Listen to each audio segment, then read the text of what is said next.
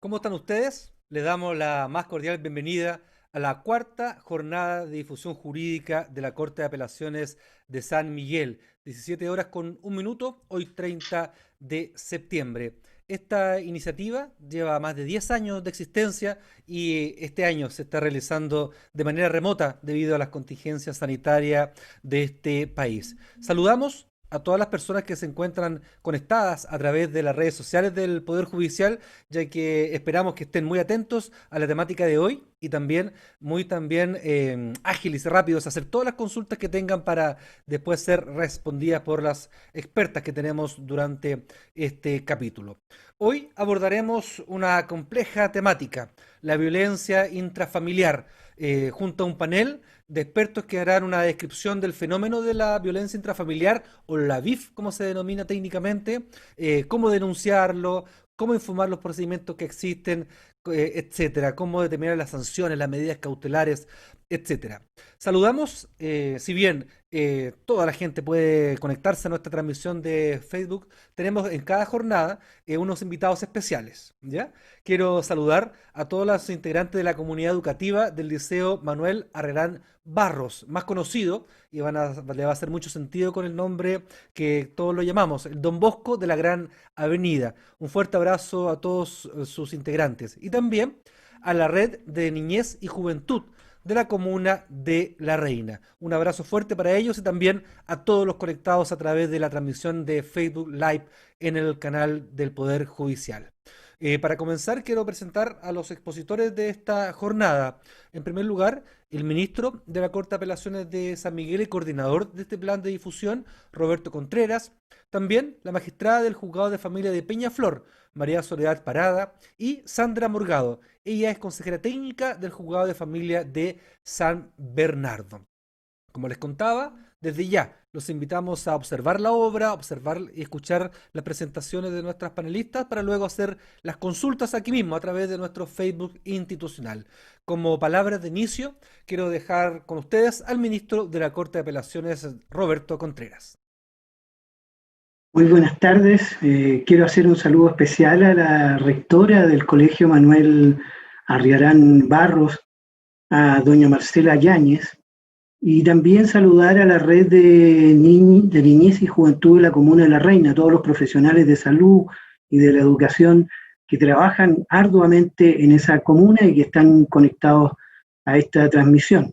A todos los jóvenes, a todos los adultos, a todos los niños, ¿cierto?, que se encuentran conectados también para poder internalizar algunas cuestiones que nos parece de la máxima relevancia en este tema tan relevante que es el de la violencia intrafamiliar. Nuestra Corte de Apelaciones de San Miguel desde el año 2008 que viene trabajando en el área de difusión en distintos temas, no solo en este, y lo que pretendemos a través de esta jornada es contribuir a la formación ciudadana de las personas, de los integrantes de este país. Por medio de un diálogo y la interacción con la comunidad, es una mecánica de trabajo que normalmente no cumplen los jueces, pero que en esta oportunidad estamos abordando a través de esta línea y estas transmisiones, de tal manera de producir una relación muy cercana entre lo que son los jueces del Poder Judicial y la comunidad. Y el tema de la violencia intrafamiliar es un tema que viene ya tratado de hace 15 años en nuestra legislación, desde el año 2005, a través de la Ley de Violencia Intrafamiliar, que tiene por objeto prevenir, sancionar y erradicar todas las conductas que constituyen violencia intrafamiliar, que son ni más ni menos que el maltrato que se produce en el ámbito físico y psicológico a alguna persona de aquellas que están señaladas expresamente en la ley. Desde este año 2005 se ha producido toda una serie de transformaciones en el ámbito jurídico, en que se incorpora el año 2010 el delito de femicidio, ¿cierto?, que nosotros conocemos, que tiene una penalidad también especial asociada a este delito, que ha sido transformado últimamente en marzo recién de este año, a través de lo que se denominó la Ley Gabriela, que tiene por objeto sancionar aquellos homicidios que se producen también frente a relaciones que no tienen una convivencia, y eso es importante. Bueno, lo van a explicar más adelante, más detalladamente, pero yo quería hacer de alguna manera y señalar como una introducción de que la violencia intrafamiliar es un tema que se ha ido abordando en nuestra legislación, pero todavía está en proceso. Tenemos que abordar, por ejemplo, la violencia en el pololeo, que es un tema de gran trascendencia y que nos parece que también debiera ser materia de una legislación agotada y especialísima. ¿Mm? Vamos a tener una obra de teatro, es decir, hay una multiplicidad de aspectos que se van a tratar de distinta manera, y yo simplemente quería decir que cuando la familia fracasa precisamente por estos actos de violencia que se producen en su interior, es la comunidad la que debe intervenir. Es decir, todos aquellos que formamos parte de la organización social. Y por lo tanto es muy relevante y muy importante que tengamos claro cuáles son los conceptos, cuáles son las vías, cuáles son de alguna manera los instrumentos que podemos utilizar cuando se producen estos actos de violencia intrafamiliar, de tal manera de recomponer esta sociedad, ¿cierto?, que de alguna manera se va socavando con todos estos actos. Así que vamos a empezar, vamos a ver de distinta manera, como digo, el abordaje de este tema. Muchas gracias. Muchas gracias, don Roberto. Saludamos a todas las personas que ya se encuentran conectadas a nuestro Facebook. Tenemos más de 100 personas que están participando dentro de nuestra transmisión de la cuarta jornada del plan de difusión. Carol dice buenas tardes de Iquique. Marcela, buenas tardes de La Pintana. Alexandra nos escribe de la quinta región. Desde Talagante nos saluda Ezequiel. También nos saludan desde Viña del Mar y le mandan muchos saludos, don Roberto. Dice también sus colegas de Argentina. Y así, muchos saludos. Gaspar Rodríguez es parte de la comunidad del Liceo Don Bosco. Un abrazo a todos los que están escribiendo hasta ahora de la tarde.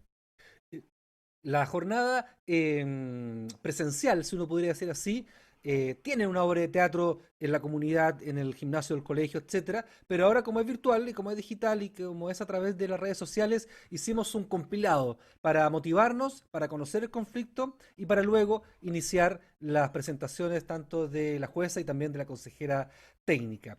Les quiero presentar el resumen de la obra de teatro que se llama El amor no duele, de creación de la compañía de teatro educativo. Este montaje cuenta la historia de Daniela, una joven de 16 años, alegre, buena alumna y que tiene un sueño de convertirse en veterinaria.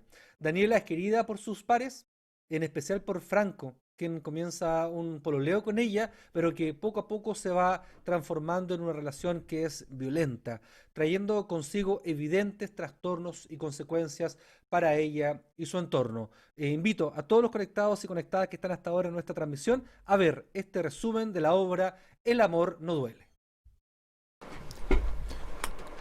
¡Ay, ay! Oye, ¿qué estáis haciendo acá? Nada. ¿Qué tenía ahí? ¿Nada? ¿Algo escondiste? No. Ya, pues a ver, Si no tengo nada. muéstrame. No tengo nada. Pero muéstrame. Pero si no tengo nada, para. Ya, bueno, ya me mostré. Ya, mira. Tengo un regalo de aniversario. De aniversario, pero si todavía no cumplimos ni un mes. No, pero de aniversario de 24 días. Po. Ay, qué lindo, gracias. Ay, qué bueno. Voy a dormir con él toda la noche. Oye, amor. ¿Qué? ¿Te tinca si mañana vamos al cine? ¿Mañana? Sí. Ay, no puedo, es que quiero juntarme con las chiquillas. Vamos a hacer una pijamada. ¿En la noche? Sí, noche de chicas. Ya. O sea, me estás diciendo que no te querés juntar conmigo. No, no es eso, pero es que me quiero juntar con las chiquillas, po. Sí, pero yo soy tu pololo, porque me estás diciendo que preferís juntarte con tus amigas que conmigo, que soy tu pololo. No, mi amor, pero es que son mis amigas, pues, y de repente me gusta juntarme con ellas. Claro, para hablar cosas de mina. Sí. Oye, desde que estamos juntos, mira, el otro día el Bruno con la Cara nos invitaron al cine y tú tampoco quisiste ir, po. ¿Sabéis qué, amor? ¿Qué? Mañana no te vayas a juntar con tu amiga. ¿Cómo? ¿Por qué? Porque, pucha, es el único día que tengo libre. Pero yo Ya, pues, además ya compré la entrada. Pero ya quedé con ella. ¿Querés ir po. conmigo o no? Ya, pues dime que sí. Ya, bueno, ya. ¿Me amáis? ¿De verdad? Ya, bueno, ya. Ya, pero ¿de verdad? Ya. Te amo, ¿ya? Igual. Dani. ¿Mm? Rusia. Dani.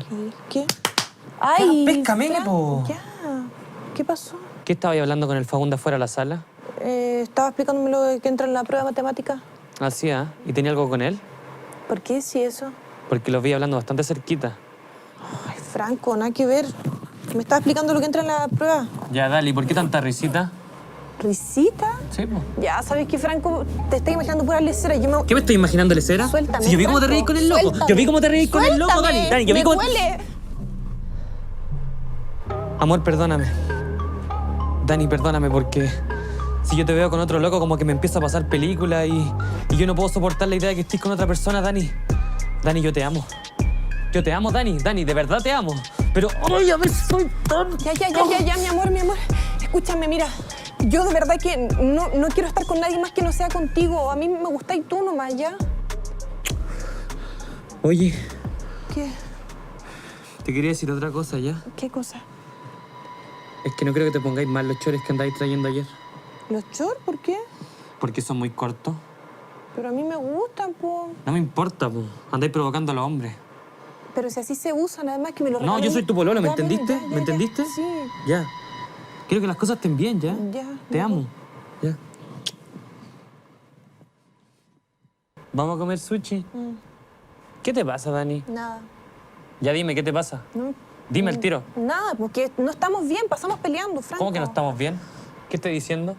Que no estamos bien, peleamos todos los días. Ya, pero amor, todas las parejas pelean. No, pero nosotros cada vez que nos vemos nos peleamos y el otro día me empujaste, Ya, Franco. no le pongáis tanto color si apenas fue un empujoncito, No Dani. fue un empujoncito, me tiraste al suelo, me botaste. Ya, dale, dale. Es verdad que peleamos, pero es por tu culpa. Por mi culpa. Sí, mo. Yo reacciono a lo que tú me provocáis, pues aparte a ti te encanta llevarme la contra, loco. Eso es mentira, siempre hacemos lo que tú querís, vamos donde tú querías, a la hora que tú decís, más encima me tengo que vestir como a ti te gusta. Ya, pero es que sabéis que me carga que todos los hombres te anden mirando, pues, Dani. Franco, ni siquiera dejáis que me maquille. Ya, pero es que a ti te gusta pintarte la cara y mira.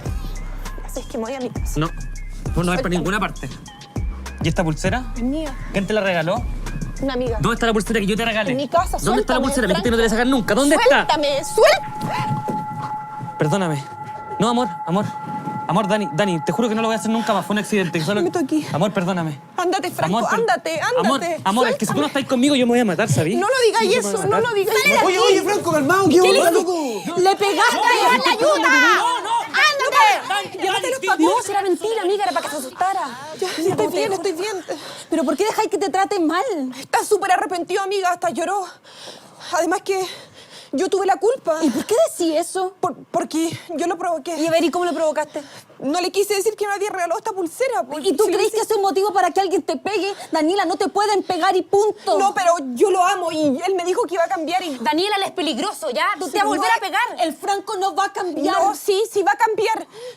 Yo lo voy a hacer cambiar. Con amor, yo lo voy a hacer cambiar. ¿Y se puede saber por qué no te gusta estar solo conmigo?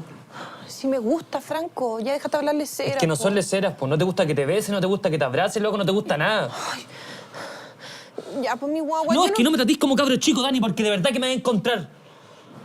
Parece que mis amigas tenían razón. No quiero que te juntís más con esas locas, ¿me ¿Por qué escuchaste? no? Si son mis amigas. ¿Sabéis lo que pasa? ¿Qué pasa? Lo que pasa es que a vos te gusta otro loco. Ay, ya para con Dime, eso. dime. Para, no. ¿Quién te manda Pásame mensaje en mi el celular? Pásame ¿Quién te mi manda celular. mensaje en el celular?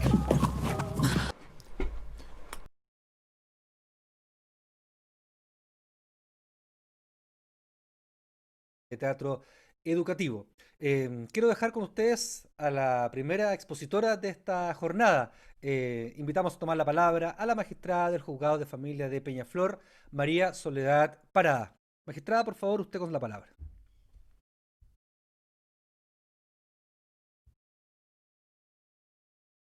Magistrada, está con el audio muteado de su Zoom. Ahora sí. Ahora sí, entonces volvemos de nuevo. Magistrada, usted con la palabra. Bueno, saludar primero que todo a todas y a todos que están conectados también a través de esta jornada, agradecer también poder participar en la misma.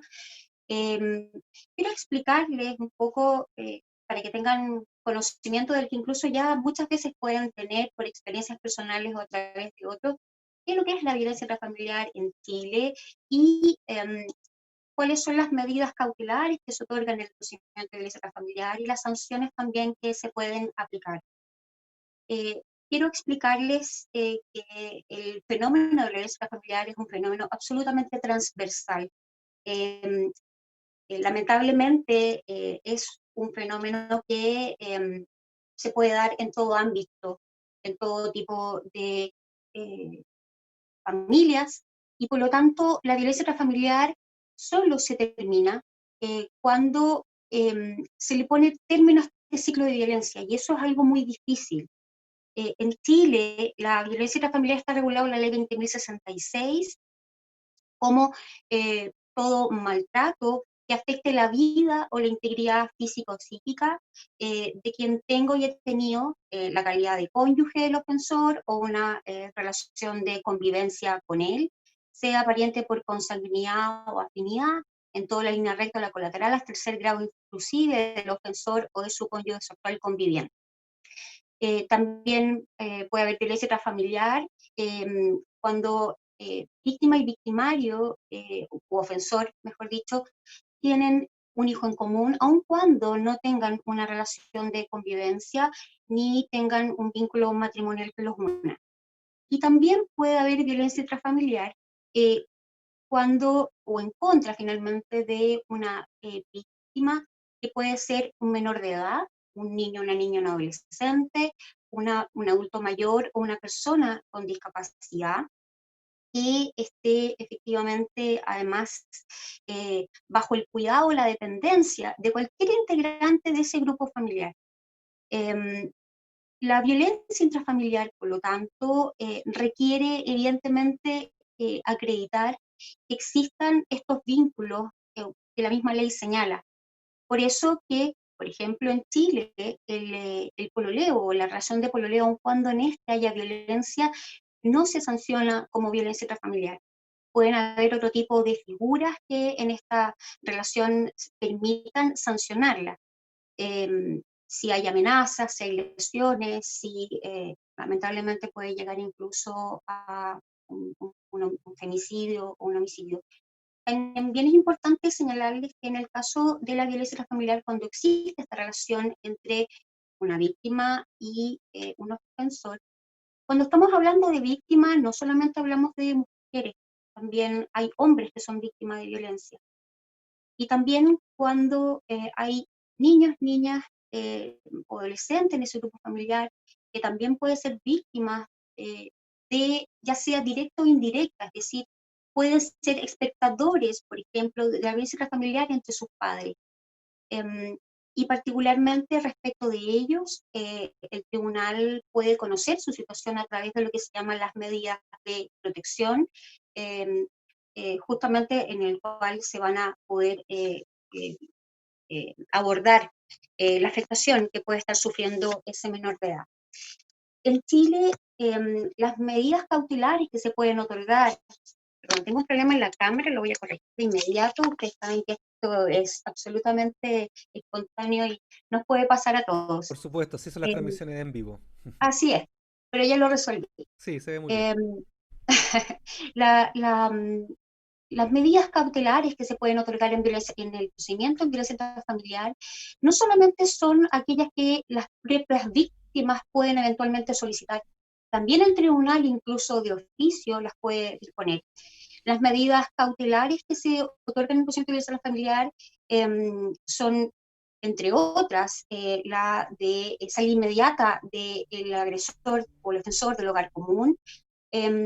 Aquí incluso se otorga también la posibilidad de que él pueda retirar sus efectos personales. Generalmente el tribunal autoriza no retirar todo lo de la casa que pueda hacer de él, sino que finalmente lo esencial, porque acá se trata también de una salida que debe ser inmediata y es realizada también con la presencia del personal policial y retiran generalmente su vestuario, calzado, documentos, herramientas de su propiedad. También la prohibición del ofensor de acercarse a la víctima. El tribunal suele establecer también incluso un radio en el cual se le prohíbe acercarse, y se prohíbe acercarse a la víctima a su domicilio, a su lugar de trabajo, a su lugar de estudio y a cualquier lugar público o privado donde la víctima concurra, visite y permanezca habitualmente. También la prohibición al ofensor del porte o tenencia de armas de fuego, entre otras. Quiero plantearle un poco las más importantes en este sentido. Y las medidas cautelares se disponen por un hasta un plazo de 180 días en el procedimiento de violencia familiar, que puede ser prorrogable por el mismo periodo de tiempo hasta 180 días y por una sola vez. También es importante señalarles que respecto de las sanciones en el procedimiento de violencia familiar, es la aplicación finalmente de una multa, que es, no es a beneficio ni de la víctima, ni es a beneficio del tribunal, por ejemplo, por decirlo así. Es básicamente y está destinada fundamentalmente a desarrollar programas de protección justamente en los contextos de violencia intrafamiliar. Quiero también contarles que el procedimiento de violencia familiar es un procedimiento, como lo va a explicar posteriormente Sandra Morgado, que es consejera técnica de un tribunal de familia de San Bernardo. Es un procedimiento en el cual no solamente la víctima es la que está llamada a hacer la denuncia, también nosotros podemos denunciar en favor de otro que es víctima. Y la ley en ese caso exige que sea la víctima la que ratifique justamente esta denuncia para poder proseguir con este procedimiento. También es importante mencionarle que en los procedimientos de violencia familiar también pueden, como les indiqué presentemente, disponerse medidas cautelares en favor de niños, niñas, adolescentes que estén vinculados en ese procedimiento, y eso también puede dar pie a iniciar una causa de medida de protección a su respecto, donde también se pueden disponer medidas cautelares en favor de los menores de edad, y que son independientes de aquellas medidas cautelares que se disponen en los procedimientos de violencia familiar, propiamente tal, que son entre adultos finalmente. ¿Y esto por qué es importante? Porque muchas veces las víctimas deciden en el tribunal, en una audiencia, no querer seguir con la denuncia. Pero eso no significa que el tribunal no tenga la obligación de otorgar protección a los niños y a las niñas y a los adolescentes que forman parte de ese grupo familiar. Y por eso es que muchas veces incluso los tribunales de oficio inician causas de medida de protección en favor de ellos. Bien, yo le voy a dar la palabra ahora a Sandra para que pueda explicar respecto del procedimiento. Hola, buenas tardes. Mi nombre es Sandra Morgado, consejera técnica, perteneciente al Tribunal de Familia de San Bernardo. Bueno, yo estoy hoy día para compartir con ustedes este fenómeno, ¿cierto?, tan complejo que es la violencia intrafamiliar. Y como bien lo dijo hoy la magistrada, no solo nos abocaremos a la violencia que afecta a la mujer, sino que la ley de violencia también puede afectar a adultos mayores, ¿cierto? O cualquier persona, ¿cierto? Por lo que ya señaló en cuanto a los parentescos, la línea de parentesco, que viva violencia, ¿cierto? Bueno, a nivel internacional sabemos que hay protocolos, como el Protocolo de Estambul, o la Convención firmada en Belém do Pará, bien conocida como Belém do Pará, pero es Convención Interamericana, ¿cierto?, para prevenir estos hechos, que regulan el fenómeno. Y como bien lo dijo magistrado, estamos avanzando en Chile, ¿cierto?, modificando las leyes, y esperamos que la ley de violencia intrafamiliar 2066 tenga cambios que consideren también la violencia en el pololeo, no solamente en casos de homicidio. Bueno, hoy día, según los antecedentes del Ministerio de la Mujer, ¿cierto?, y Equidad de Género, al día de ayer, 28 de septiembre, ya hay 27 femicidios. También tenemos adultos mayores, ¿cierto?, violentados, y niños que se ven a través de medidas de protección. Y también trabajamos en el módulo de abuso sexual, que es un tipo de maltrato. En términos prácticos, es importante saber cómo me doy cuenta que estoy viviendo actos de violencia intrafamiliar, porque es un fenómeno que muchas veces es silenciado, normalizado, y la víctima ni ella misma logra percibir que está viviendo violencia intrafamiliar, sea hombre o mujer. Hay un marco típico, ¿cierto?, en un fenómeno de violencia intrafamiliar en que se da un abuso de poder de un tercero, que en vez de proteger, ¿cierto?, desprotege y agrede. Una simetría en este abuso de poder, por eso siempre explico yo la simetría en esta posición, ¿cierto? Un individuo sobre un otro que vulnera, en la mayoría de los casos, derechos fundamentales.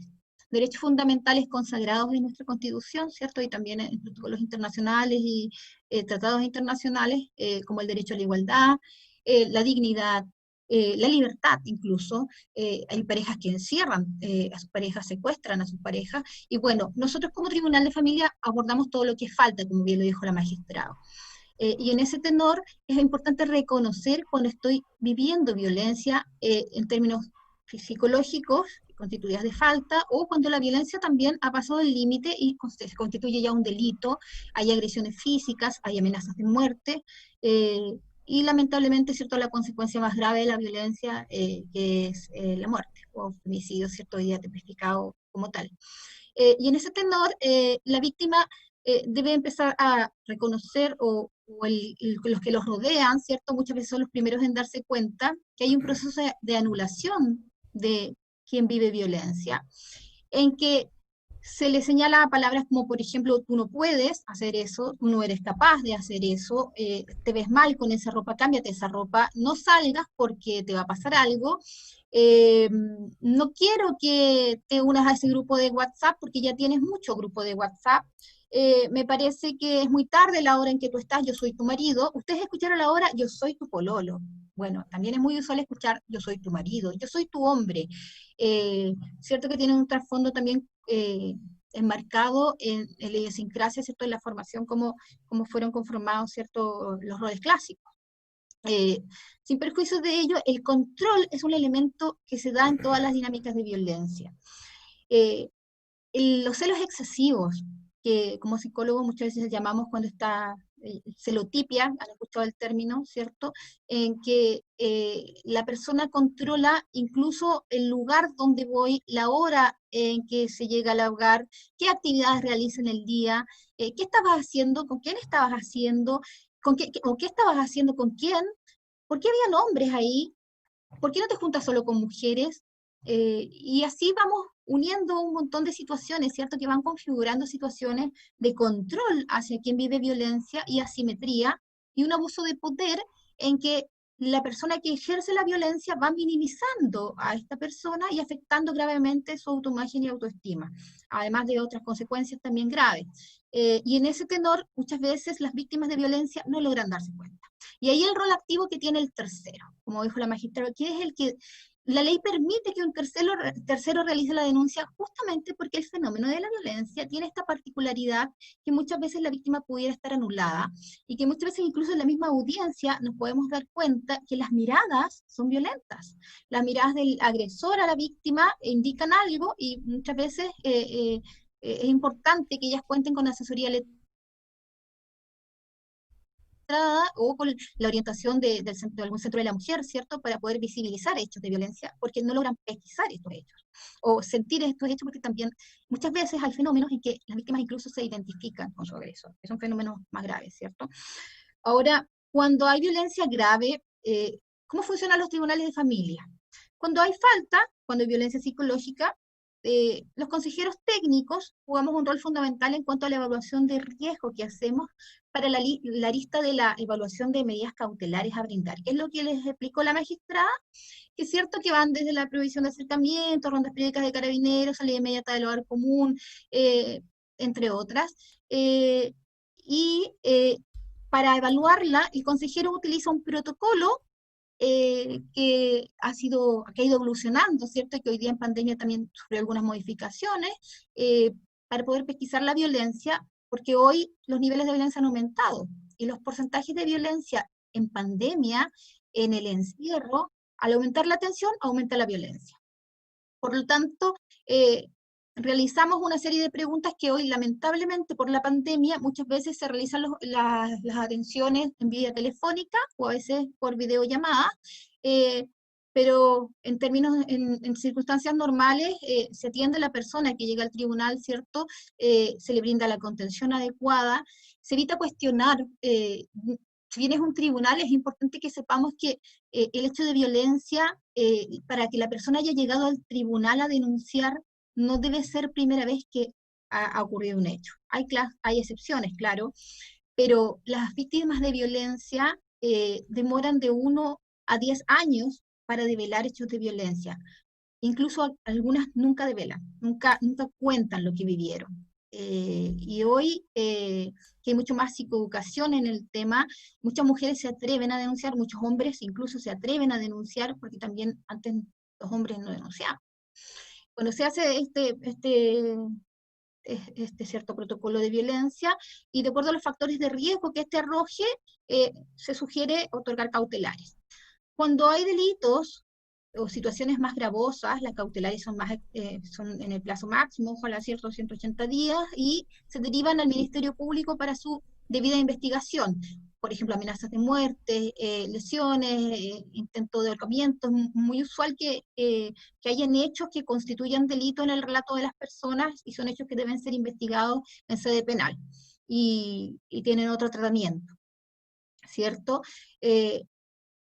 Otra situación muy particular también es que muchas veces la violencia se da en distintos ámbitos de la víctima, a nivel psicológico, a nivel físico, a nivel sexual, a nivel económico. A nivel psicológico es todo lo que les estoy explicando, ¿cierto? De la anulación, de la crítica, la descalificación. A nivel físico, las lesiones, la provocación incluso de la muerte. A nivel sexual, pueden haber actos de violación en una pareja, porque la libertad sexual hoy día es un derecho, ¿cierto?, fundamental, consagrado, y la mujer tiene derecho a elegir cuándo desea tener relaciones, o el hombre cuándo desea tener relaciones. Por lo tanto, la violencia sexual, muchas veces en situaciones de cónyuges, las mujeres creen que por ser cónyuge tienen el deber, me debo a mi marido, de tener relaciones sexuales cuando deseen ellos, porque ellos señalan: yo soy tu marido, yo soy tu dueño. Y así muchos relatos, ¿cierto?, que uno escucha en el día a día.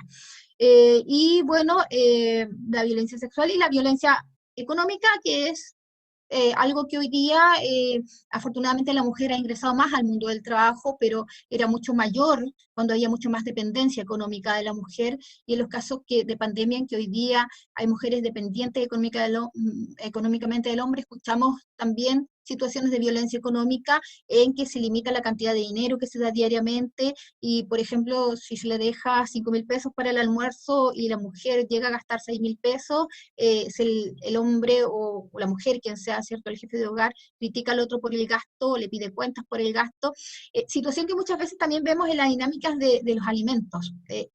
Le voy a dar 70.000 pesos porque creo que 120.000 pesos se los va a gastar en cosas para ella, no va a gastar en los niños.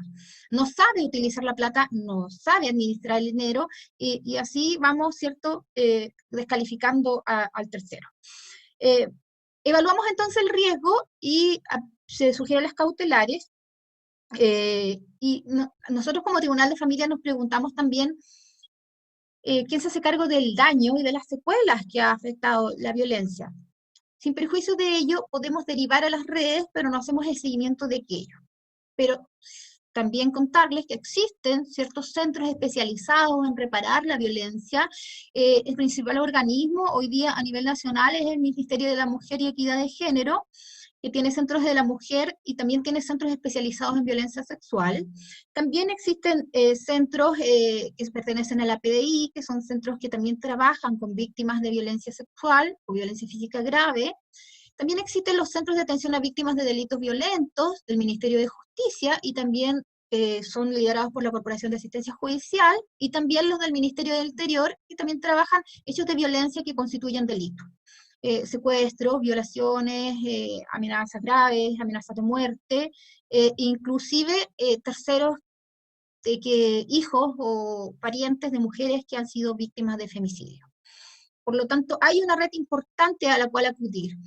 Cuando se vive violencia se puede denunciar tanto en el tribunal como también en PDI, en Carabineros o directamente en Fiscalía. Los terceros, como ya lo señalé, pueden denunciar por este mismo fenómeno, pero es importante que logremos empoderar a las víctimas para que ellas sostengan su relato y además comprendan que están insertas en un fenómeno de violencia que han llegado a normalizar.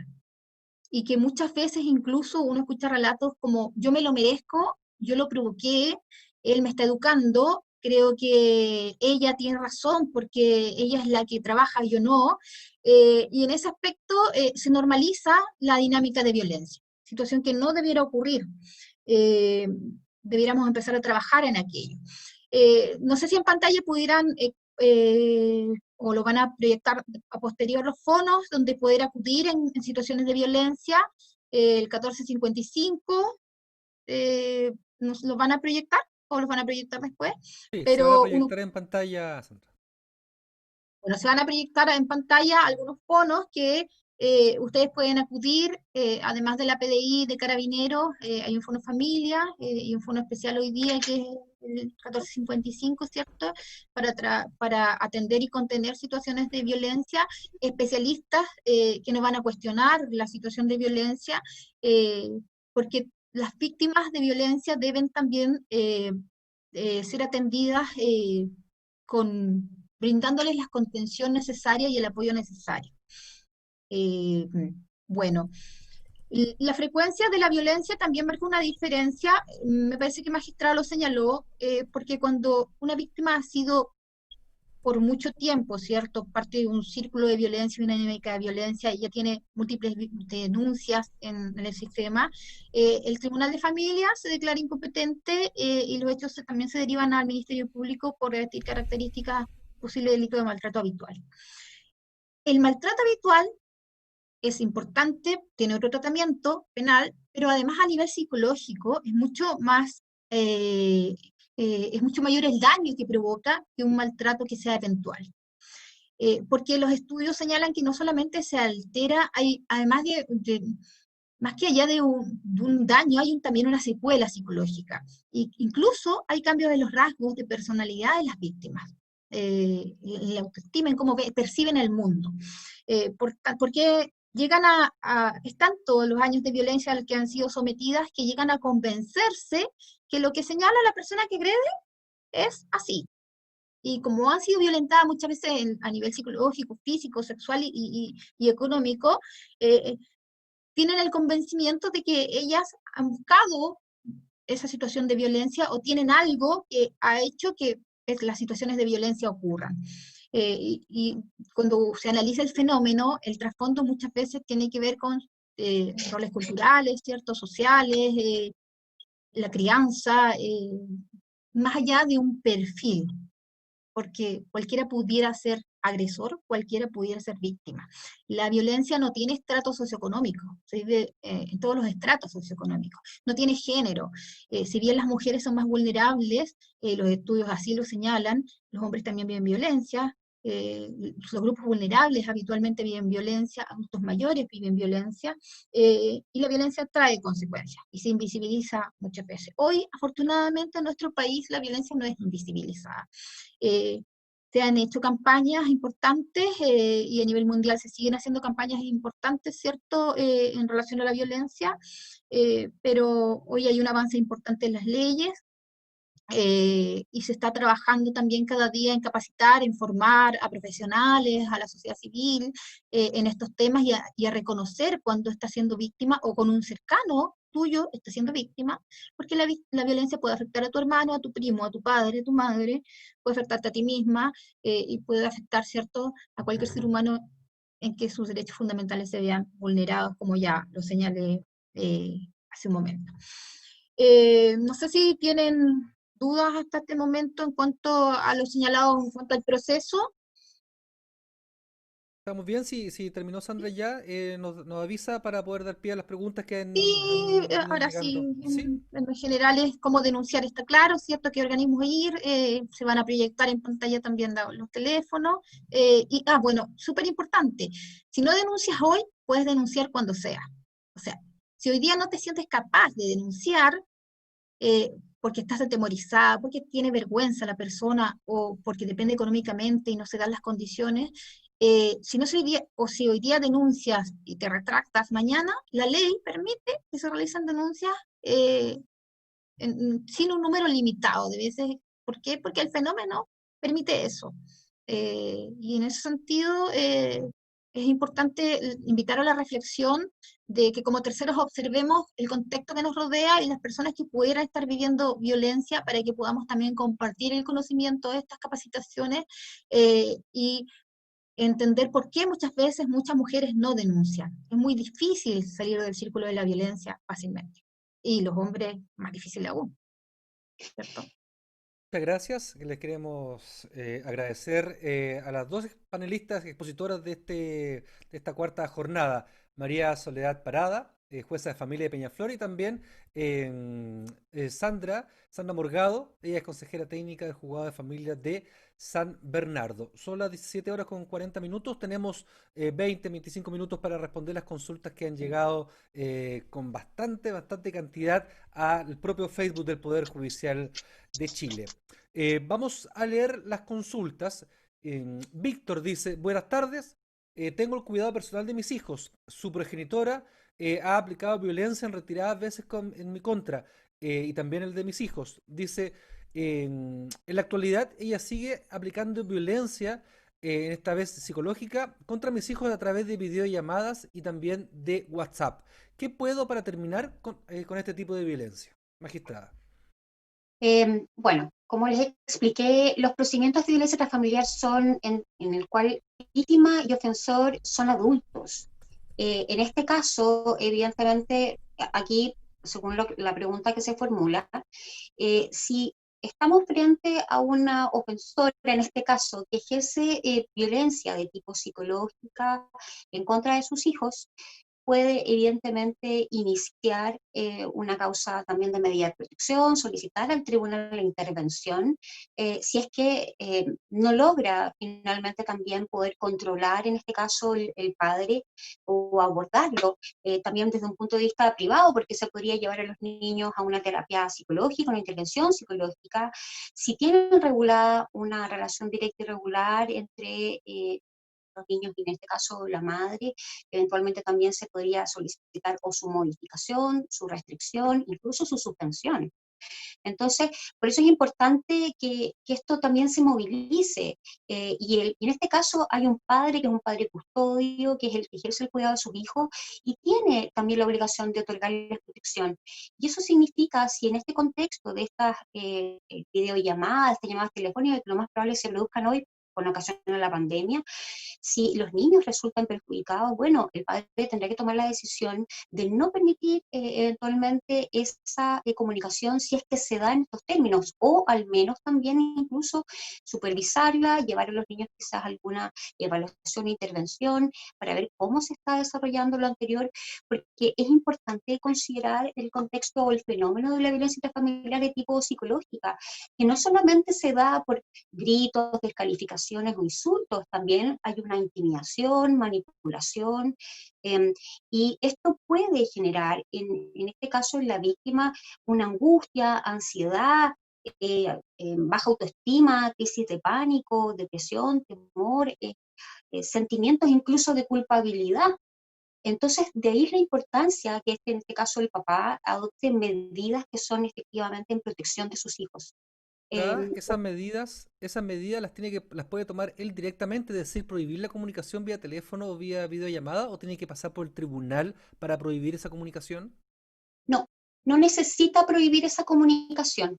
Lo que planteo es que en el caso que hubiese eventualmente, por ejemplo, un régimen de relación directa y regular, lo que antiguamente llamaban visitas, pero hoy en día no se llaman visitas porque los padres no visitan a sus hijos, ni las madres tampoco.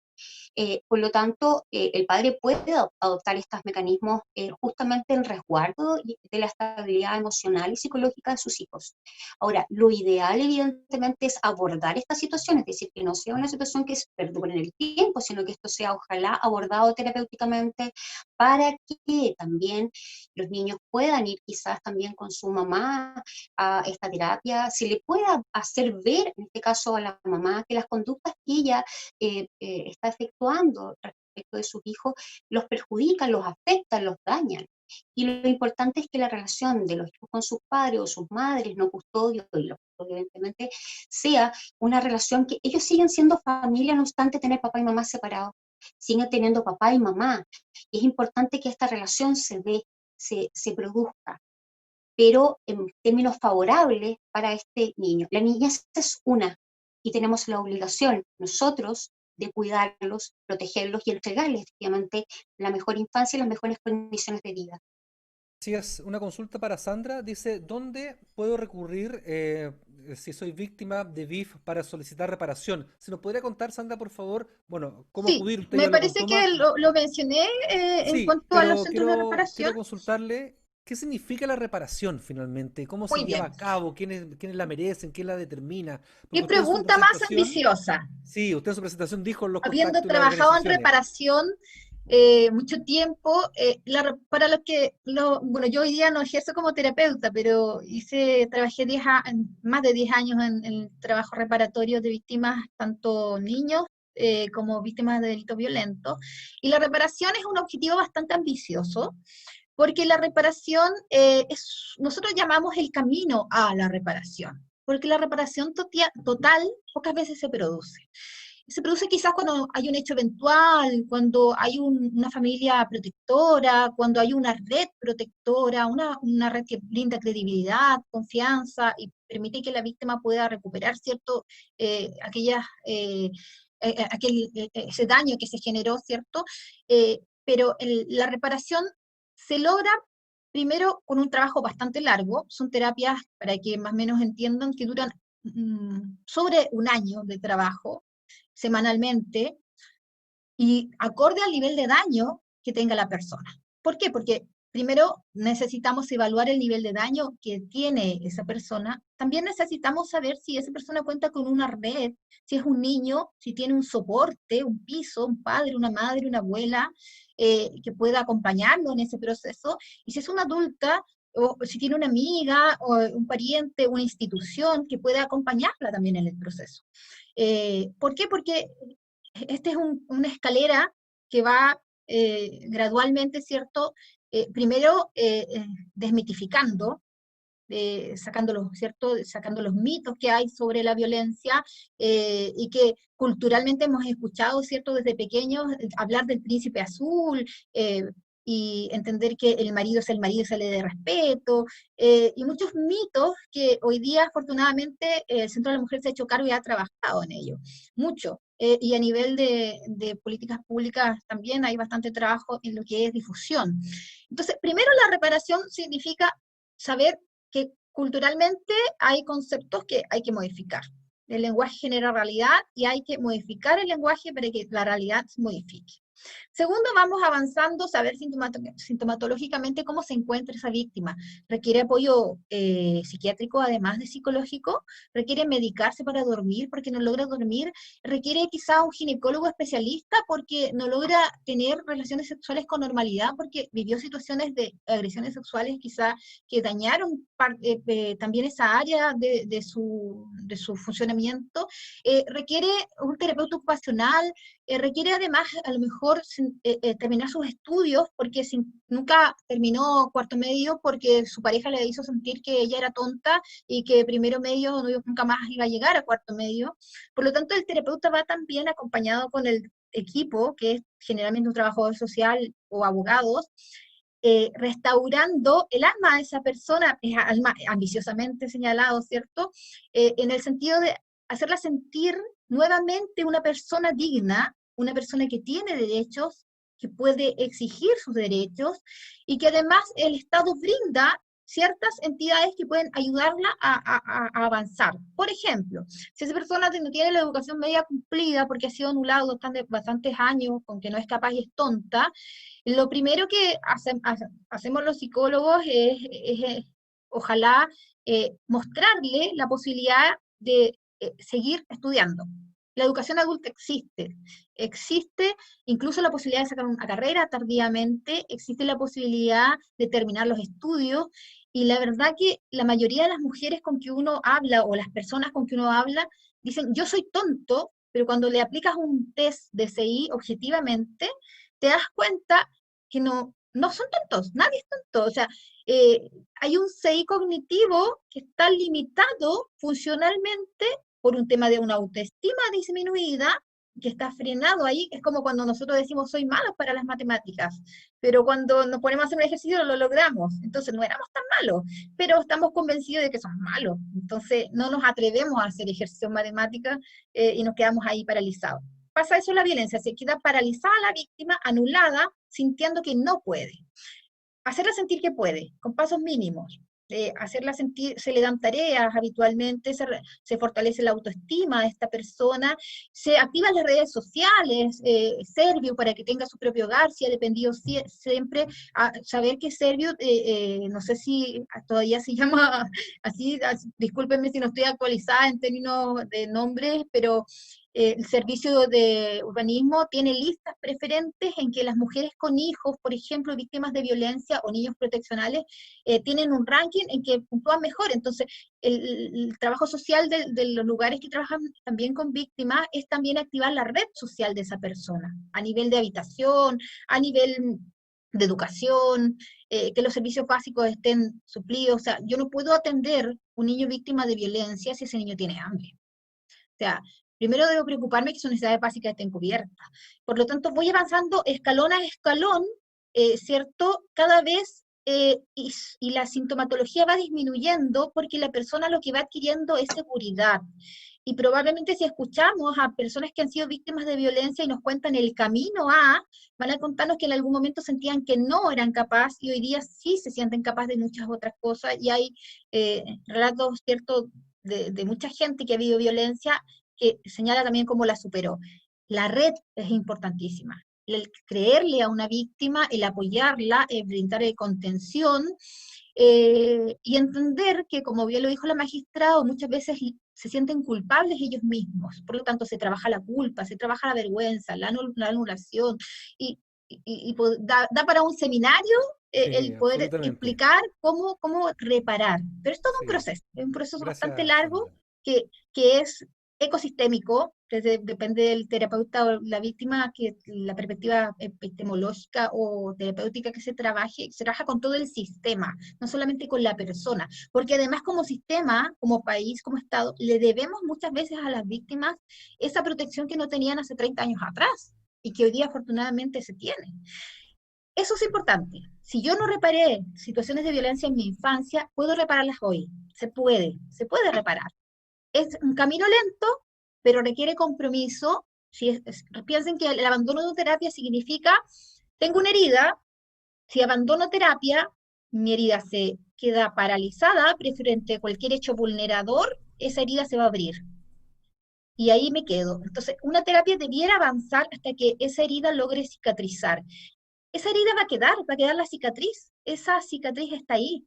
Es nuestra historia, es parte de nuestra historia como seres humanos. Pero no duele porque ya está cicatrizada. ¿Me comprenden? La reparación permite eso, permite brindar un piso de más solidez a esa persona y restaurar sus derechos fundamentales. Porque finalmente lo que estamos restaurando es la dignidad, es la posibilidad de que esa persona elija qué quiere, que desea estudiar, que desea hacer. Y lo contrario sería lo que vimos en la obra, en que el pololo constantemente anulaba y limitaba a la polola. Muchas gracias, Sandra. Una consulta para la magistrada. Hemos recibido muchas consultas, muchas preguntas, muchos comentarios sobre las medidas cautelares. ¿Cómo se verifica el cumplimiento y la eficacia de las medidas cautelares? Pregunta Nancy. También tenemos consultas sobre la capacidad real de carabineros para poder protegerla. También tenemos una pregunta sobre las tobilleras, estos mecanismos nuevos de control de acercamiento. Y por último, también nos preguntan cuánto duran las medidas cautelares. Bien. Voy a partir de la última pregunta porque ya la había contestado. Las medidas cautelares se disponen en el procedimiento de violencia familiar hasta 180 días. Pueden ser prorrogadas por una vez más, por el mismo periodo, y evidentemente también esto no obsta de disponer medidas cautelares no solamente en favor de esta víctima adulto, como indiqué, sino que también respecto de niñas y adolescentes a través de una causa de medida de protección especialmente. Y en ese caso las medidas cautelares conforme lo establece el artículo 71 de la ley 1968, en el caso de los niños es por hasta 90 días, pero también prorrogable por el mismo periodo de tiempo y es más, se pueden prorrogar muchas veces más. Respecto a la eficacia de las medidas cautelares, a ver, vamos a hacer una distinción, porque las medidas cautelares, como indiqué, son variadas, son diferentes. Puede disponerse una medida cautelar de salida inmediata al denunciado del hogar común, y eso se verifica en presencia policial, con carabineros, es decir, el tribunal despacha un oficio al carabinero, o incluso es más, yo también he despachado oficios a Policía de Investigaciones de Chile, es decir, no necesariamente tiene que ser cumplido por carabineros, aquí lo importante es que la salida sea inmediata, sea rápida. Y esa salida del ofensor, del hogar común, por lo tanto, se hace en presencia de personal policial justamente para proteger a la víctima. Porque muchas veces las personas temen que en caso de que el ofensor se entere de la denuncia, se entere que tiene una medida cautelar de salida inmediata, pueda producirse, como la gente lo suele llamar, un mal mayor. La agreda, incluso no solamente puede llegar eventualmente a esta violencia de tipo psicológica, verbal, sino que también incluso física y con consecuencias tan relevantes como homicidio. Entonces, la Hay eficacia muchas consultas, evidentemente sí. Sí, perdón, depende. Perdón, es que para puntualizar también, como la medida cautelar de prohibición de acercamiento, su cumplimiento para hacerlo efectivo requiere necesariamente también, como lo disponemos muchas veces en tribunales, la realización de rondas diarias y periódicas de Carabineros de Chile, incluso es más, en caso, nosotros disponemos como tribunal, ¿cuál es la regularidad de esas rondas? Una vez al día, 2 veces al día, yo he dispuesto hasta 4 veces al día, en casos muy graves. También está, y evidentemente nosotros oficiamos a Carabineros de Chile, y yo siempre le digo a las personas que van a denunciar, no está ninguna institución, está para hacerle un favor. Hay una resolución judicial que tiene que ser cumplida, y si es una medida cautelar, con mayor razón. Y si no hay, y si Carabineros o la entidad que el tribunal disponga, en este caso, por ejemplo, PDI, que se le ordena una salida inmediata y no se cumple, o rondas periódicas y no se cumplen, entonces, bueno, hay que ponerlo en conocimiento del tribunal. Nosotros muchas veces oficiamos al director general de Carabineros para poner en conocimiento de la situación para que inicie la investigación administrativa respectiva. Entonces, la única manera de nosotros saber que esa medida cautelar no es eficaz es que las personas pongan, denunciante, víctima, pongan en conocimiento del tribunal que no se están cumpliendo. Lo mismo, respecto a la prohibición de acercamiento, también tengo que hacerles presente que una de las formas a través de la cual esta puede hacerse eficaz es también poner en conocimiento del tribunal y denunciar a Carabineros, y también poner en conocimiento de Investigaciones de Chile que no se está cumpliendo la obligación que se le impone al ofensor de no acercarse a la víctima. Y eso puede ser constitutivo de un delito que se llama delito de desacato. Entonces, por eso que es importante que las mismas víctimas también sean también responsables de sí mismas. Si el tribunal le otorga una medida cautelar de prohibición de acercamiento del denunciado, de salida inmediata del hogar común, por mucho que venga el ofensor a decir, pucha, es que no tengo dónde vivir, estoy en la calle, bueno, no lo deje entrar a su casa, también eso es una forma de autocuidado.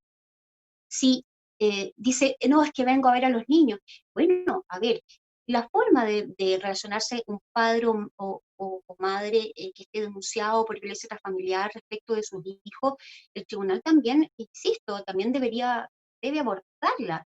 Será a través de un tercero, que supervise estas visitas y esta relación directa y regular, pero que no necesariamente implique que vaya al domicilio a buscar a los niños y se exponga a la víctima, en este caso, a enfrentarse a su ofensor. Entonces, insisto, hay mecanismos para exigir que estas medidas cautelares sean eficaces, pero también hay un tema de autocuidado. Y eso también es relevante. Gracias. Muchos También femicidios se han otra, producido, muchos femicidios se han producido justamente por esto, porque se da una nueva oportunidad al ofensor, existiendo una medida cautelar. Entonces, eso es importante que las víctimas tengan claro. Es difícil denunciar, es difícil seguir un procedimiento de violencia familiar. pero también es importante y hay que ser responsable consigo misma, y no solamente con uno, digamos, también con los hijos. Sí, tiene mucho sentido con lo que hablaba Sandra hace poco de la reparación o de la capacidad de apoyo multidimensional, porque efectivamente mientras más red y competencias tenga la víctima, más capacitada va a estar para defenderse frente a estas vulneraciones de cautelares, por ejemplo. Julio, Sandra. quería Por eso es complementar importante, justamente. perdone, por eso es importante el acompañamiento, como hablaba Sandra. Sí, Es más, en un procedimiento de violencia familiar, para que no haya una retractación de la víctima, para que no haya una voluntad de la víctima de no seguir con la denuncia, ojalá esté acompañada terapéuticamente. así es. Porque eso es sumamente importante. Los costos de un juicio se lo lleva quien ejerce una acción, en este caso, quien denuncia. Y ese costo es muy alto, no solamente por el tiempo, porque cansa, desgasta, el temor, y por lo tanto de la importancia es que efectivamente tenga un acompañamiento. Los centros de la mujer no solamente otorgan asistencia, por ejemplo, jurídica, sino que también psicológica. Bueno, yo hablo de los centros de la mujer porque es como uno nos menciona en lo cotidiano. También están los consultores, como mencionaba Sandra.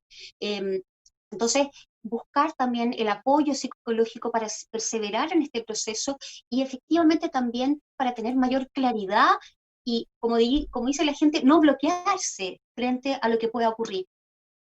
Porque hay un temor en ¿Algún relación complemento al ofensor. Claro, Sandra, ¿algún Sí, complemento breve? sí, mira, un complemento breve, bueno, reiterar que la culpa, la dependencia económica y emocional, el miedo, son frenos a la mantención, ¿cierto?, de una denuncia. Y en ese tenor también es muy importante que los que están escuchando lo que estamos nosotros tratando de transmitir tengan claro que una medida cautelar no es la panacea.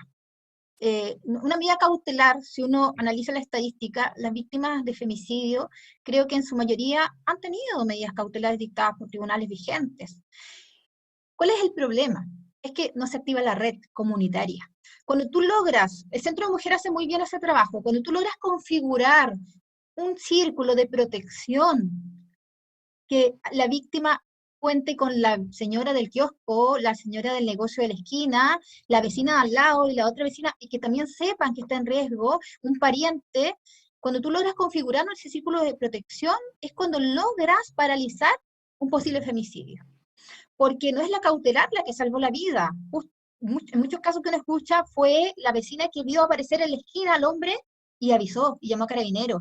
El cuadrante de carabineros, el teléfono preferente de carabineros que se le entrega a las víctimas, deben compartirlo.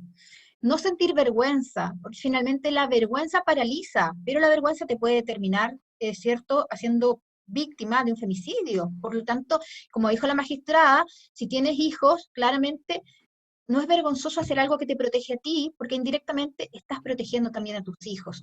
Y por último, solo para complementar la pregunta del padre en cuanto al cuidado personal, hay que también diferenciar la violencia intrafamiliar de las dinámicas relacionales complejas que se dan posterior a una separación. Y hay que tener mucho cuidado con triangular a los hijos y hablar mal del padre. Hay que hacer lo que dijo la magistrada también, algo muy importante, buscar apoyo psicosocial, buscar apoyo psicológico, porque muchas veces no nos estamos dando cuenta que como padres estamos siendo desprotectores, o estamos generando también círculos de violencia que están no solamente afectando a la diada parental, sino también a los hijos y a otras personas que rodean la familia. Eso. Gracias, Sandra. Tenemos muchas Y preguntas Julio, sobre... preguntaban por las tobilleras, Sí, también lo por último las sobre las tobilleras, sí, cautelares del claro, por procedimiento. el control. En realidad, a ver, se ha puesto el énfasis un poco en familia, en lo que pueden disponer los tribunales de familia, pero aquí en el ámbito penal, es decir, los tribunales de garantía normalmente a lo largo del proceso, y eso es sin tiempo determinado como en familia, pueden imponer una variada gama de cautelares, las que se ha mencionado también aquí, y para proteger a la víctima. Y una vez que se dicta la sentencia definitiva para aquellos imputados o condenados que no quedan sujetos a la cárcel, se establece lo que nosotros llamamos el monitoreo telemático, es decir, y allí se instalan estas tobilleras que está el objeto de poder saber dónde está situado el sujeto que fue condenado, digamos, y que está sujeto a una sanción y que tiene que tener una vigilancia estrecha. ¿Mm? Ahora, de aquellas personas que están en proceso, no se aplica todavía ese sistema de tobillera. ¿ah? Es solamente para aquellos que son condenados. Bueno, ahí hay un proceso que está todavía en evolución.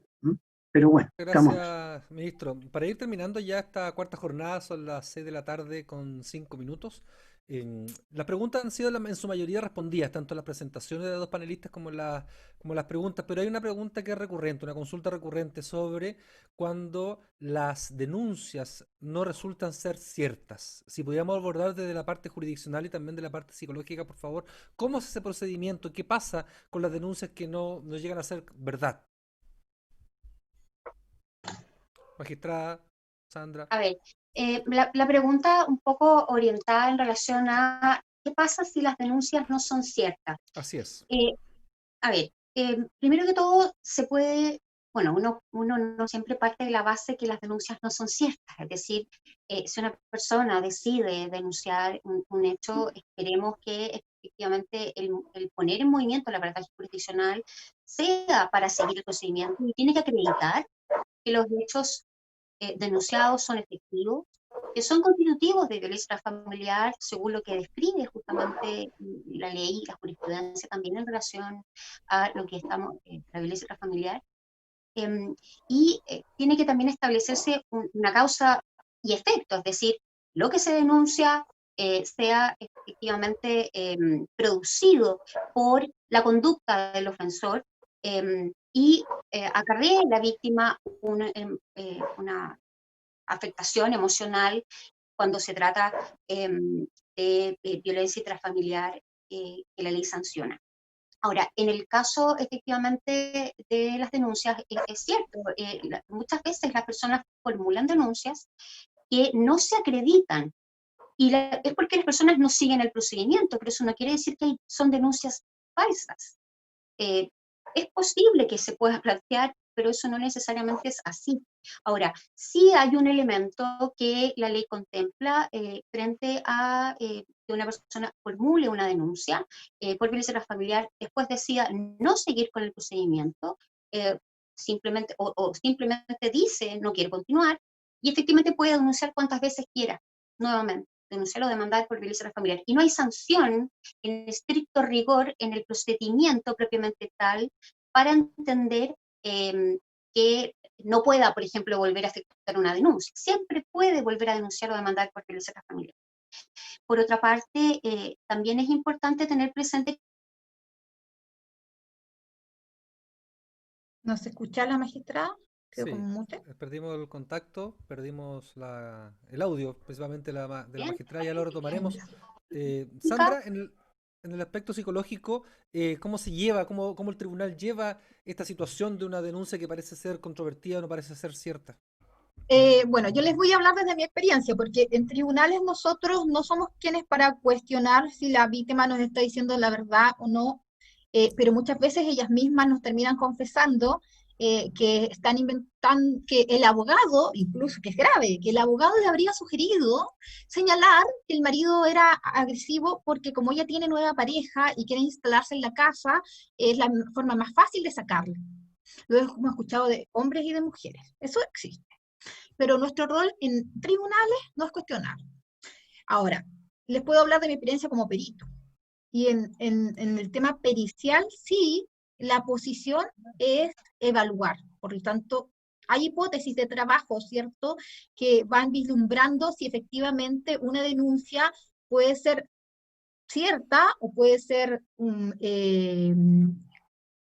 nosotros llamamos en los niños inoculación, cuando una situación se ha creado, ¿cierto?, ha sido instalada en la memoria, o por un tema de patología también, puede ser inventada, que también puede ocurrir en mujeres con trastorno de personalidad limítrofe, en hombres también con trastorno de personalidad limítrofe, con descontrol de impulsos, rasgos altos de narcisismo, y que por maldad pueden inventar algo contra otro. Eso ocurre, eso es real, también existe. Pero nuestro rol en familia no es cuestionar. En términos periciales, claramente pueden existir relatos que no sean reales, y penalmente tendrá que investigarse. Creo que el rol ahí de la Fiscalía es investigar efectivamente si el hecho denunciado es cierto o no, si constituye delito o no, y que, cierto, imputar los cargos que ellos estimen convenientes. Creo que el rol ahí lo tienen ellos. Ahora, Sí, lo que sí vemos muy a menudo es que las parejas recién separadas no es que mientan, sino que tiñen la realidad de acuerdo al lugar donde están. O sea, el mismo hecho es contado de una forma por el padre y de otra forma por la madre. Y ambos, de acuerdo a lo que es, ¿cómo puedo decir? No sé si es ganancial, porque ganancial sería muy duro cuando están sufriendo las personas, pero cada uno da un relato distinto de un hecho y cuando uno logra encuadrar que el querer hacerse daño o hablar mal del otro no va a ayudar a que su hijo sea más feliz, muchos padres se dan cuenta y te dicen, no, la verdad es que no es así, no, si no me dijo eso. La verdad es que discutimos ambos nos dijimos cosas hirientes, ambos nos insultamos. Y ahí es lo que yo les señalaba, no hay asimetría, ¿cierto? Hay una relación conflictiva y en familia eso termina habitualmente en rechazo.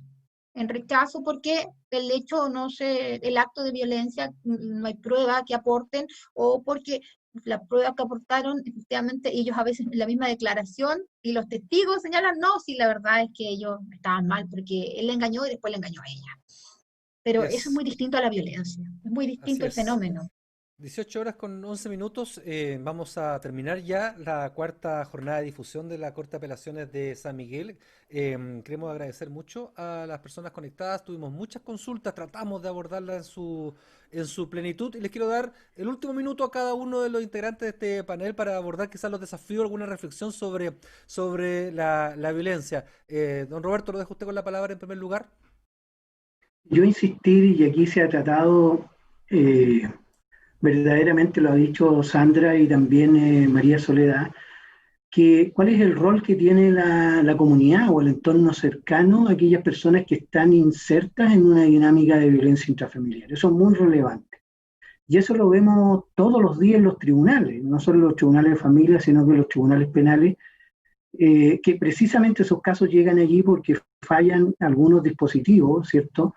A nivel también de contención en la comunidad. Por eso que es muy importante, tal como decía Sandra, es decir, generar una red de apoyo frente a aquellas personas que están en una situación más compleja, precisamente, y pueden ser victimizadas, para poder protegerlas, ¿ah? Y para poder generar indicadores y alertas de alguna manera que puedan generar una protección, una cautela respecto.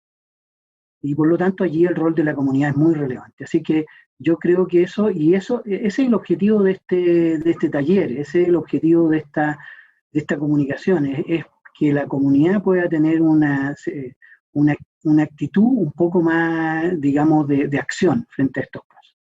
Muchas gracias, ministro. Le dejo la palabra a María Soledad, jueza de familia. Bien, comparto lo que dice su señoría. Efectivamente, acá la comunidad es muy importante, el rol de los vecinos, el rol también de la misma familia extensa, los abuelos, los tíos, los primos, y especialmente también yo quisiera puntualizar el importante rol de los colegios. Muchas veces en los colegios los niños develan que entre sus padres, o sea, que son espectadores de la violencia intrafamiliar que ocurre en su casa.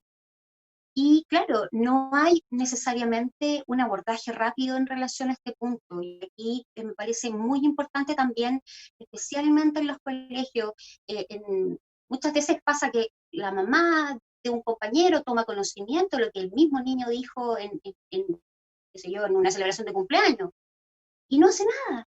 Y sabe que hay un niño que sufre violencia intrafamiliar en su casa, o que entre sus padres hay violencia intrafamiliar. Entonces aquí el rol de la comunidad es muy importante y también yo quiero puntualizar aquí especialmente el rol de la misma víctima. Si bien el pololeo no está dentro de las figuras en las cuales uno podría entender que hay violencia intrafamiliar, pero es violencia. Y también eso es importante porque esa relación de pololeo puede desencadenar a una relación posterior en la cual sí efectivamente podamos estar hablando de violencia intrafamiliar. Padres de hijos en común, que sean convivientes, que sean cónyuges o dejen de serlo. Entonces, de ahí la importancia de poner estas alarmas. Somos responsables de nosotros mismos, somos responsables también de que hay un otro que también puedes estar en una situación de violencia y no darse cuenta. Así que es importante acá, entre todos, somos comunidad, además, somos una sociedad, y es importante que también, ojalá la labor también de Carabineros, la labor de Policía de Investigaciones de Chile también sea muy empática en función también de las mismas víctimas, que las personas pueden ir, que vayan a denunciar, que Carabineros tome las denuncias, y yo incluso les pido a los Carabineros que transcriban lo que dice la víctima, porque ya es difícil ir a la comisaría a denunciar, y más encima no se coloca todo lo que la misma parte quiere decir. Entonces, el llamado es a colaborar entre todos, somos comunidad y aquí tenemos que generar redes efectivamente eficientes, eficaces, y la labor es de todos, no solamente los tribunales de familia y no solamente los tribunales de garantía. Muchas gracias. Y Sandra, en su rol de consejera técnica, los desafíos de la problemática de la violencia. Me voy a salir de mi rol de consejera técnica un poquito porque creo que el desafío va un poquito más allá. Para mí, el desafío tiene que ver con políticas públicas y con recursos también. Tribunales de familia, lamentablemente, los recursos con que cuenta en cuanto a medidas cautelares son limitados. Sabemos que en penal, ¿cierto?, existe la posibilidad de cambiar de casa, cambiar chapa, dar un botón de pánico. Aquí no hablamos del tema en cuanto a cautelares en penal, pero hay más recursos, ¿cierto?, inyectados en ello. Y a mí me asusta muchas veces cuando veo víctimas que tienen factores de riesgo como consumo de alcohol y drogas, descontrol de impulsos del que agrede, trastornos mentales como trastorno obsesivo, algún grado de psicopatía, algunos factores de riesgo que tú sabes que ninguna cautelar va a poder subsanar, porque hay algo que es muy importante. Cuando un agresor decide matar y está con alguna patología mental de base, un carabinero no va a servir, porque va a buscar la forma de escalar la casa. Uno cuando trabaja con femicidio se da cuenta, cuando te cuentan cómo ocurrió el hecho, buscan la forma el horario vigilan, hacen toda una investigación para agredir. Por lo tanto, ahí el énfasis en la red de apoyo, como ya bien lo señalaron, ojalá dar más recursos a familia, en cuanto a las tobilleras también se trabaje a nivel preventivo con ellas en los casos de alto riesgo, en que las cautelares podamos dictarlas por 180 días, pero además algo más que proteja a las víctimas. Y ojalá que mi sueño sería que lográramos internalizar todo el trabajo que se ha hecho a nivel de tratados internacionales, la ley de Brasilia, el protocolo de Estambul, las convenciones, logramos internalizar de manera que las personas que viven violencia entiendan que hay normativa internacional que lo ampara, hay leyes nacionales que se está trabajando al respecto y hay recursos para protegerlas. Creo que la vergüenza, la culpa y el miedo serían menores si supieran que el soporte social que tienen para protegerlas es mayor, porque muchas veces no lo tenemos. O sea, damos la cautelar en la audiencia que se van con la cautelar y con la magistrado, lo puede compartir la magistrada Soledad, nos quedamos con el dolor en la guatita pensando ojalá no le pase nada. Porque, Gracias. como bien lo dijo ella, aquí es importante la red, la autonomía y empoderar a la víctima. Eso, Absolutamente, no absolutamente. minimizar la violencia. Creemos que cerramos esta cuarta jornada de difusión de la Corte de Apelaciones de San Miguel con ese compromiso social de que todos somos responsables de controlar, visibilizar y finalizar la violencia. Saludamos y agradecemos la presencia de todas las personas que estuvieron conectadas a través de nuestras redes sociales, en especial, no se pongan celosos, pero en especial los invitados de esta jornada, la comunidad educativa del Colegio Don Bosco de la Gran Avenida y la Red de Niñez y Juventud de la Comuna de La Reina.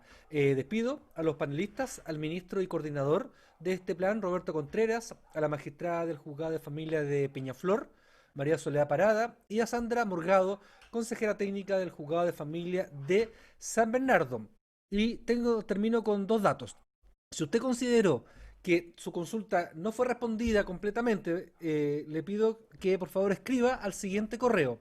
Difusión, lo tengo anotado por acá, difusión pjud@gmail.com. Lo repito, difusión p de Poder Judicial, pjud @gmail.com. y será respondida su consulta si que considera que no fue respondida directamente en este programa. Y por último, una vez terminada esta jornada de difusión virtual, el video va a quedar en Facebook del Poder Judicial. Usted puede tomar el link y compartirlo, en este caso, como hemos hecho el llamado a visibilizar la violencia. Si usted considera que y conoce a alguien que está sufriendo este flagelo, compártale, por favor, este material para que pueda enterarse de mejor forma los antecedentes de la violencia, cómo denunciar y las herramientas que la estructura del Estado también le otorga. Por mi parte me despido, un agradecimiento a todos ustedes y cerramos esta cuarta jornada en pantalla con los teléfonos de contacto de las organizaciones para hacer las denuncias sobre violencia intrafamiliar. Que tengan muy buenas tardes y nos reencontramos en una próxima jornada de difusión de la Corte de Apelaciones de San Miguel. Hasta pronto.